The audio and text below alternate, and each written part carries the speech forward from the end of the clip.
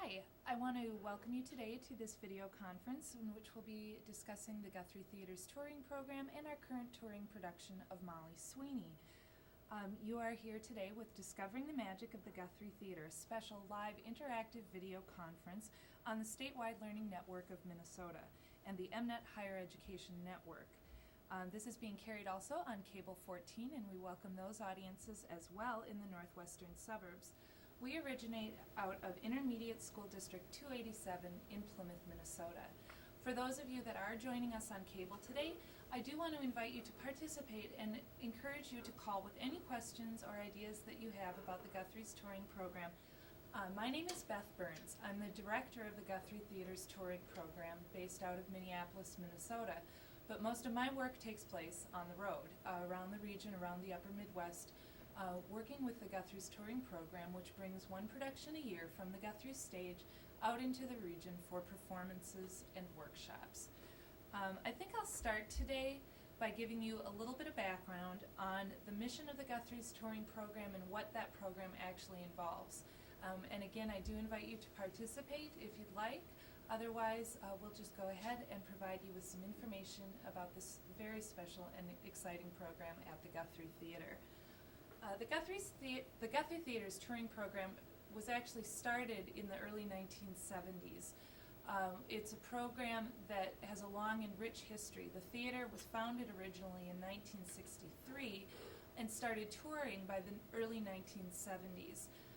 At that time, the Guthrie took productions like Of Mice and Men, Glass Menagerie, and a number of other classical pieces of theater out on the road, touring across the region to offer performances to folks who otherwise wouldn't have the opportunity to experience the Guthrie live in their own hometown.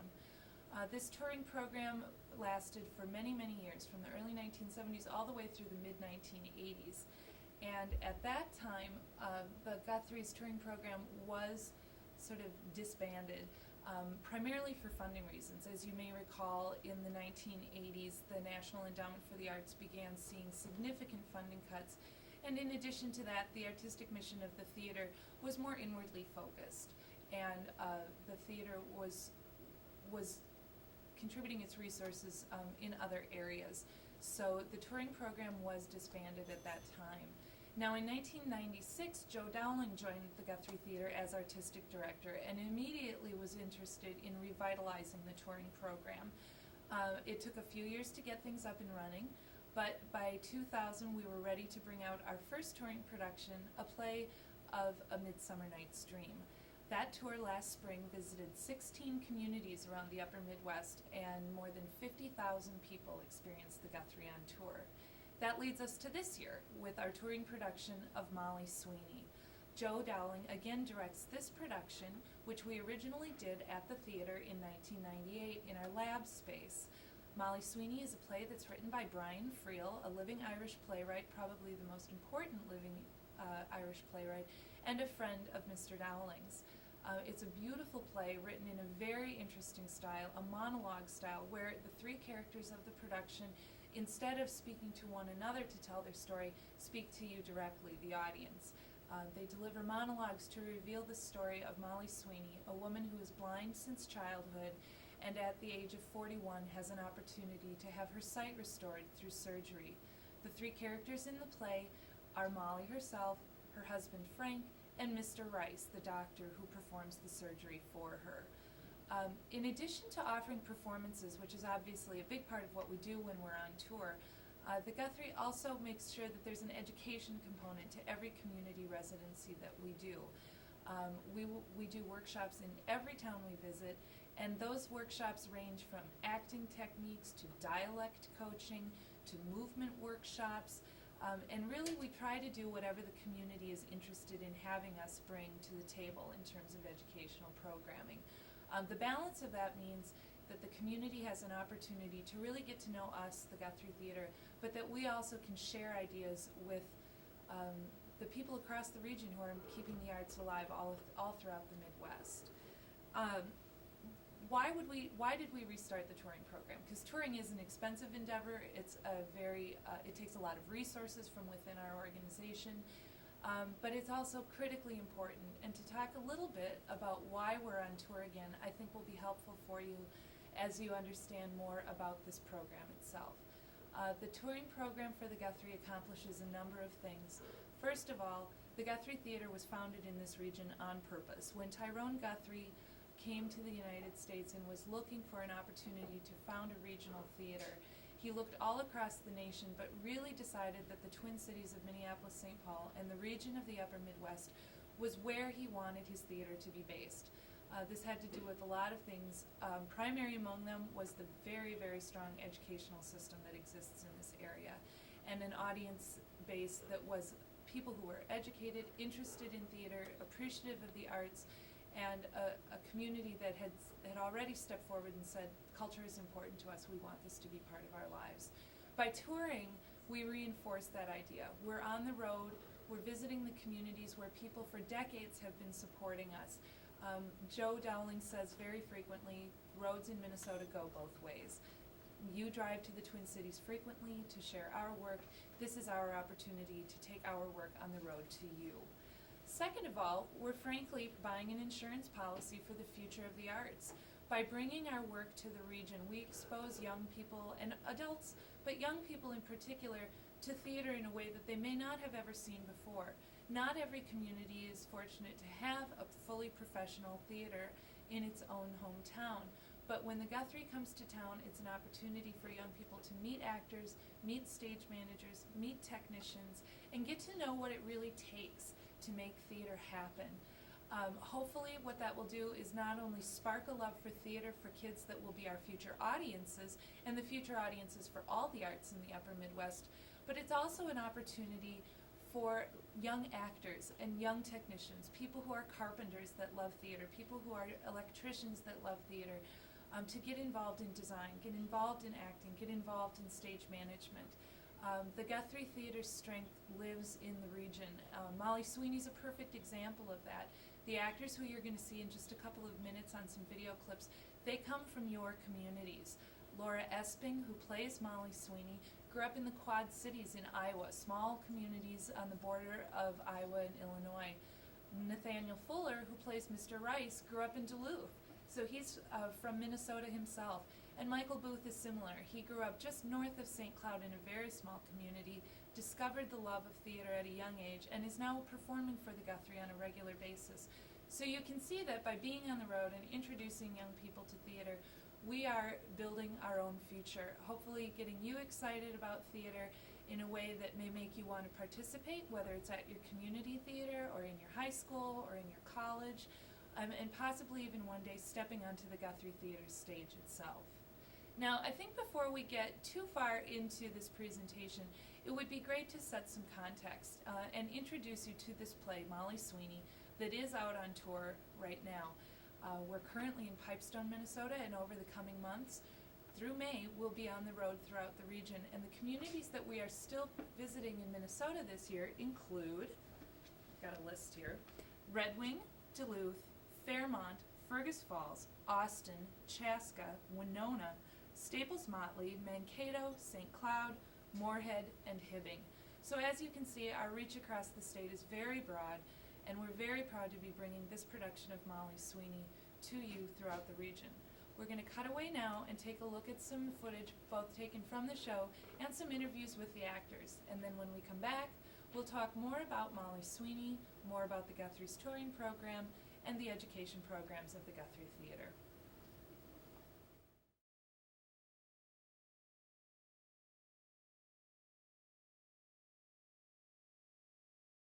Great.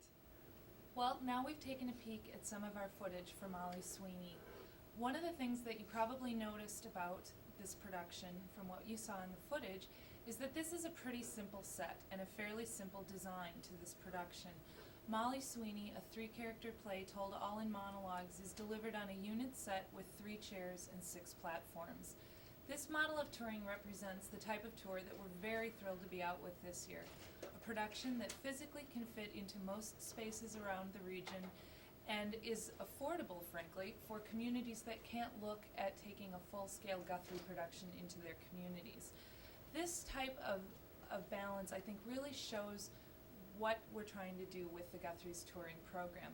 One year we'll take out a large production, like I mentioned, of A Midsummer Night's Dream, a show that had 40 actors and technicians on board. It took us 3 54-foot semi-tractor trailers to move all of our lights and sound and sets, and it's frankly an enormous production and an enormous endeavor for any community. Molly Sweeney is the same level of artistic endeavor, and in fact for audiences is a very wonderful play to get them excited about drama, about dialogue, about the art of the actor, but is a production that's more affordable for communities and a production that can physically fit into many different spaces around the region. It's this type of play that allows us to work in communities like Pipestone, like Staples Motley, like Princeton, Minnesota, smaller communities that really couldn't look at taking a full-scale Guthrie tour into their own town.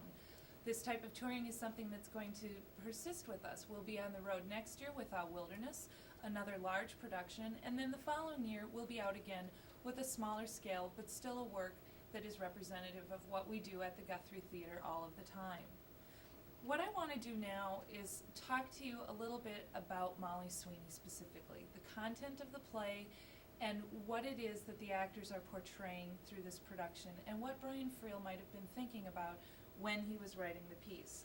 And again, for those of you that are watching us on cable or are joining us interactively, if you have questions or ideas about what you saw, or questions about things that you didn't see but are curious about, please do give a call. This program is designed to help us get to know you better throughout the region, so that's why we're encouraging your phone calls. Please do join us if you'd like to. Looking at Molly Sweeney as a play, I think it's really critical to notice that Brian Friel made the choice not to have the characters speak to one another, but to tell the story of Molly Sweeney's blindness and her eventual regaining of her sight and her again descent back into blindness through monologue rather than dialogue. One of the things that I've picked up as I've watched this play now numerous times is the idea that Frank, Molly's husband, and Mr. Rice, Molly's doctor, really don't even think about Molly's best interests necessarily when they are taking her on as almost a project, something to fix. And it makes sense that then they would be oblivious to actually conversing with her directly, but instead let you know what they're thinking all the time, functioning only in their own world. You may have even noticed that when the actors are speaking, they're not even moving into each other's physical space, but they are actually isolated and functioning only in their own universe, taking very little concern for how other people in this environment are responding. Friel uses brilliant humor, particularly with Frank, to help us understand, too, what's motivating all of these people. Molly is a woman who is blind since childhood, but she really doesn't see this as a disability. In the beginning segment that you saw, she was talking about flowers and talking about being able to recognize and know things through her blindness. And to her, I never had the sense when I've seen this play that she really even sees herself as having a disability. Her father, who raised her at home and made the choice not to send her for a school for the blind, really gave her the opportunity to grow into being her own woman, a woman who's comfortable in her blindness, moves around her environment very comfortably, and is confident, a joyful woman, a woman with a lot of ideas all her own, and a very good sense of humor. Frank, her husband, is a man who seems very interested in projects. You'll see segments where he's talking about doing everything from raising goats to heading off to Ethiopia to do trading, and frankly he's a man who sort of skips from one thing to the other. We might want to even wonder, is he taking Molly on as a project? Are his interests really, are they whole? Are they true? Or is he looking at Molly as something to fix and then possibly move along into his next sort of frenetic project? Mr. Rice is a doctor who has sort of lost his reputation, lost his skill, and lost his place in the medical society of Greater Europe. He's moved to this community of Donegal and is working now in almost obscurity in this tiny little village in Ireland. And we have to wonder, why is he there? Why, after such an illustrious career, is he suddenly plopped down in this small little community in Ireland? All of these things feed together to help us see the full picture of who these characters are. Even though they don't speak with one another, we are learning a lot about them through what they notice about each other, their observations on each other's characters. So there's a lot that can be gained through monologue, and there's a lot, I think, that's very exciting about having an actor speak to you directly in the character of Molly, of Frank, of Mr. Rice. I mentioned Donegal, which is a community in Ireland that Brian Friel bases all of his plays. It's very interesting. Donegal is a fictional community. It's Ballybeg is the fictional community in the county of Donegal. But this little community of Ballybeg is a made-up town, but Friel bases all of his work there. And Ballybeg, when you translate it, literally means small town. And I think one of the things Friel is trying to help us understand, and I think this is really great for Midwestern audiences who are seeing this production in their own small town, is that these ideas are universal. Not everyone is going to be a Molly Sweeney, be a Frank, or be Mr. Rice even, but at the same time, each of them is motivated by feelings and emotions that we're all used to, we've all experienced. And I think Friel, through his writing, does a brilliant job of helping us to understand universal themes and ideas of confidence, ideas of humor, ideas of love. There's very much that can be mined through this play. Friel's writing is so rich and so wonderful that to listen to the play told through these three characters gives us a lot of ideas about ourselves. What do we think about as disabilities? What are we concerned about when we look at someone who is blind? Do we feel sorry for them? Would Molly have wanted us to feel sorry for her? I don't actually think that she would have, and I think that we make judgments about people based on our own ideas of what a disability is. It's natural for us, it's not a criticism, it's something that we all do every day. We see the world through our own eyes.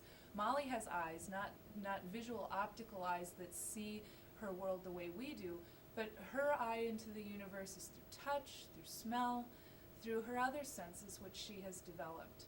When we're out on tour, we have the opportunity to see how a play like this touches people in different ways. And one of the things I want to share with you is a letter that we received from a teacher who teaches out in a school district near Chaska, Minnesota. She is not blind, she's a sighted teacher, but when she saw the play, it conjured up for her a lot of ideas about vision and sight that I do want to share with you. So if you'll indulge me for a minute, I am going to read you this letter. I thank you for the gift of illuminating blindness, not the lack of vision that Molly lets loose, but the reminder to honor and recognize our many sensual ways to know. As a teacher, I too often blast my own spotlight on whatever I find relevant. I ask my students to identify the fruit instead of inviting them to smell, to taste, to touch, to savor, and consume it. Molly's gift of sight separates her from her core, and instead of the echo of the cry, she's become the source.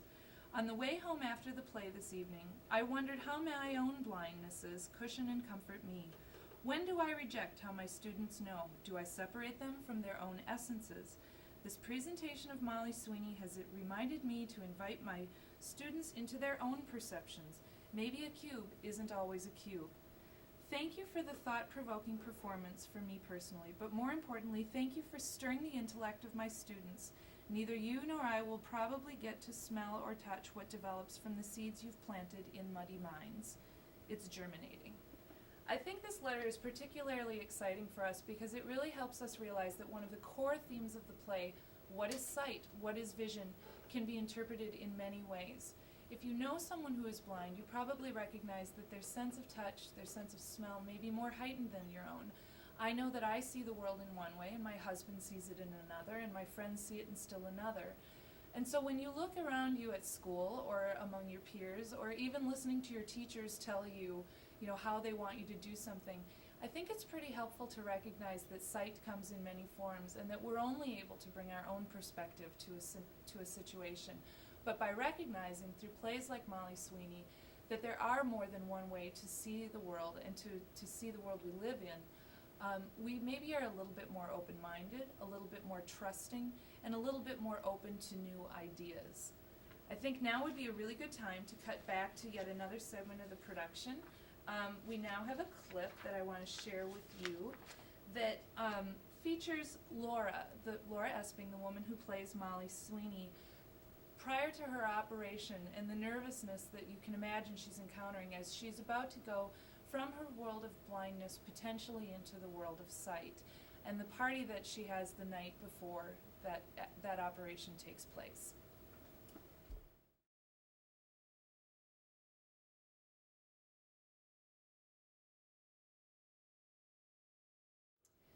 Well, as you can see, Laura Esping has a very big challenge ahead of her. I think it would be really fun now to talk about what an actor goes through to prepare for a role like Molly Sweeney, especially for those of you who may be interested in acting, may want to consider a career as an actor, or participate in your own communities in high school productions, college productions, and community theater, because that really is where it all starts, and that for all of our actors that you've seen today, is where they all started as well. Laura had a particular challenge when she took on the role of Molly Sweeney. She has to portray all of her emotions without ever making eye contact with you. I think one of the things we don't recognize is how much we use our eyes to express ourselves, whether it's surprise or anger or a variety of emotions. We use our facial features excessively to help get across what it is we're thinking about.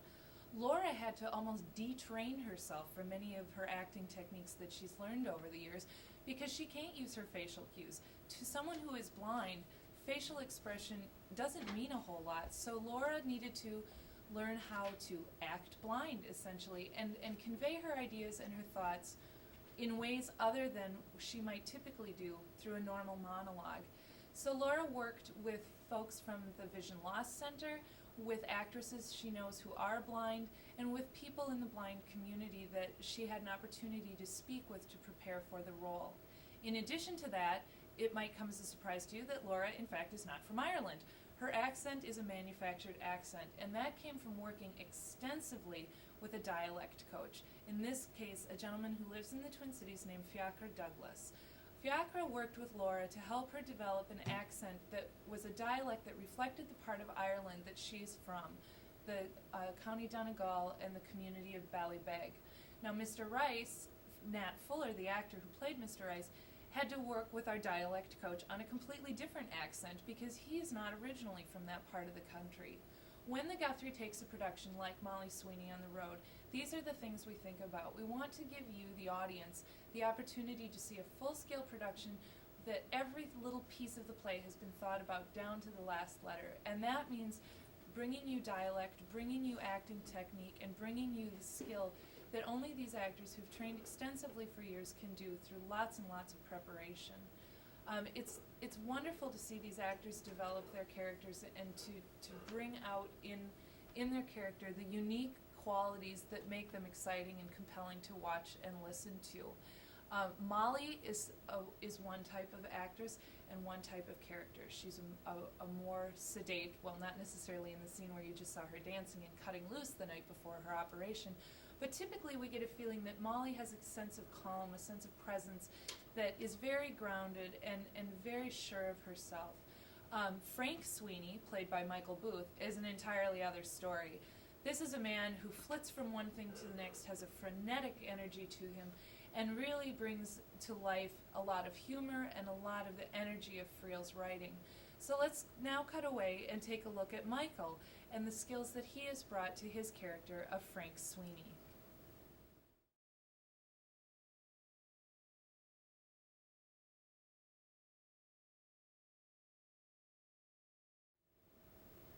Great. Well, now as we head into sort of the final segment of our time together today, I really wanted to ask you to think about something that maybe in your own classrooms or in your own home you can think about and even try on your own. And again, before we go through that little exercise, what I'd like to do is, again, for those of you who are listening and joining us via cable today, want to invite you to call if you do have any questions or ideas about what you've seen. Now, back to this exercise.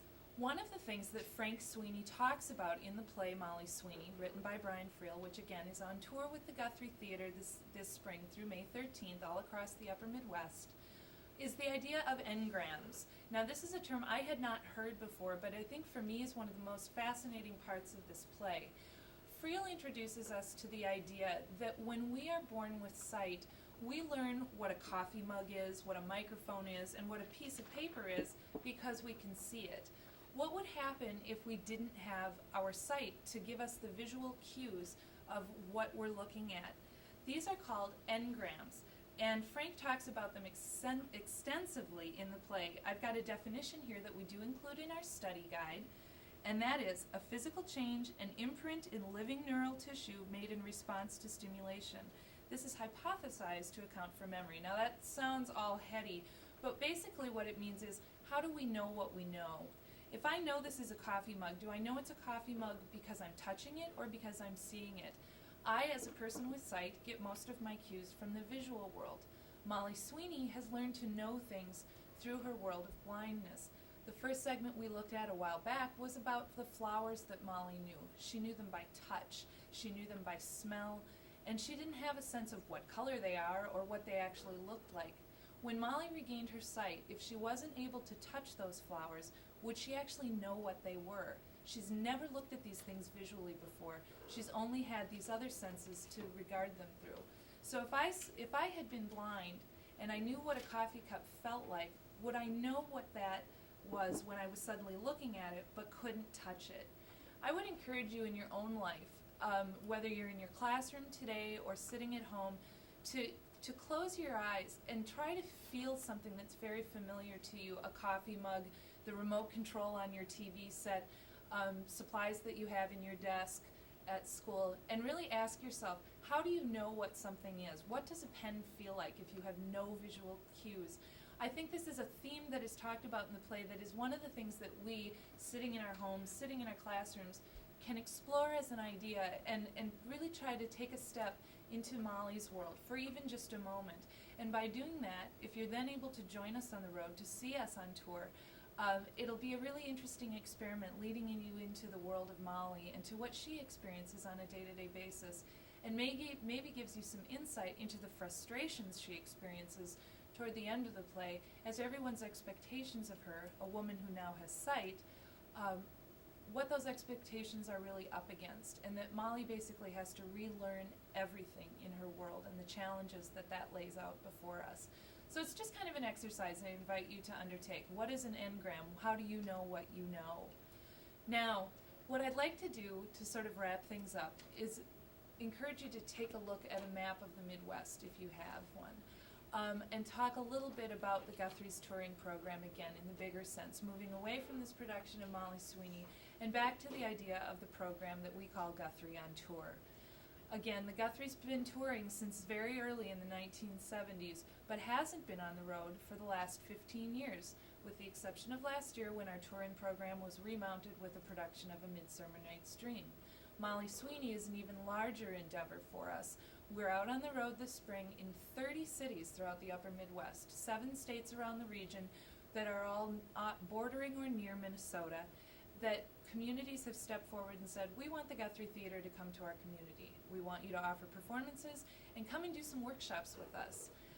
We're doing workshops in communities across the region, from Aberdeen, South Dakota to Appleton, Wisconsin, Romeoville, Illinois to Fargo, North Dakota, St. Louis, Missouri to Staples Motley, Minnesota. These are communities that are large and small, but all have found the desire to bring professional theater into their own community for student and adult audiences. What happens when we're on tour is really exciting. We get the opportunity to work with literally thousands of people that some of them have seen works at the theater in Minneapolis, others never have. But what we can do is bring the quality of work that we produce on our main stage and at our lab to community theaters, high school auditoriums, college theater spaces, all across the region. And then in addition to that, working one-on-one with young actors, young technicians, in workshops that help train the audiences and the artists of the future. To give you an example of what a community residency is before we wrap up, I want to look to Fargo-Moorhead as a really great example of what works about being on tour. In Moorhead, Minnesota, we're hosted by Minnesota State University at Moorhead. And it's been an exciting partnership that has developed over the years. But when we're in Fargo-Moorhead, we aren't just working with the students at Moorhead State. We're also working with a program called the Learning Bank, which works with 9th through 12th graders, getting the public school students involved in arts programs. We're also working with the Fargo-Moorhead Community Theater and the adult actors and child actors who volunteer their time and their talents to produce work on an ongoing basis in that community. We also work with the other colleges that are in Fargo-Moorhead, the North Dakota State University and Concordia College at Moorhead, and the students in those theater and English and Irish studies programs who have a desire to learn more about Molly Sweeney and more about Brian Friel and more about the Guthrie Theater through our touring program. There are also programs called the Trollwood Center for the Performing Arts, which gets young kids involved with theater, and the Gooseberry Players, another community theater that works primarily with kids. So as you can see, when we go into a community, it's about more than just working with our host. It's about really delving into what does a community want to know and learn about the arts, what can we bring to the community, but also what do we get out of the community. By working with individuals who on an ongoing basis are working under very tough circumstances sometimes to raise the funds, find the time, get the space, and produce work for audiences in their own hometown, we have an opportunity to get to the heart of where the arts are happening in the Midwest. This renews our own spirit and our own soul and provides us with the energy to keep going as we drive across the Midwest in our buses and trucks, taking Molly Sweeney all throughout the region. Places like Moorhead have been wonderful to us, as have our other communities around the region.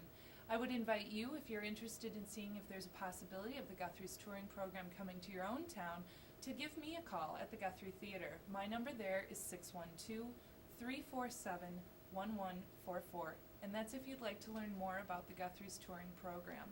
Now, before we leave today, I think we'll cut away again to an interview with Michael Booth, who plays Frank Sweeney, talking about his work as an actor. Then we'll come back and say goodbye for the day. Thank you.